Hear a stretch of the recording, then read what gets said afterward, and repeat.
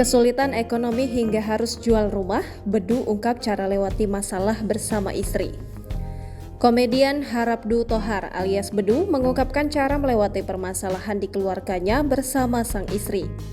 Diketahui sebelumnya, Bedu sempat dikabarkan mengalami permasalahan ekonomi. Bahkan, Bedu sampai harus menjual rumahnya yang seharga 5,5 miliar rupiah untuk memenuhi kebutuhan hidup. Saat menjadi bintang tamu di acara Brownies Trans TV, Bedu mengungkapkan caranya dan sang istri dalam melewati permasalahan yang menimpa keluarganya. Bedu mengatakan ia dan sang istri, Irma Kartika Anggraini, selalu kompak dalam hal apapun.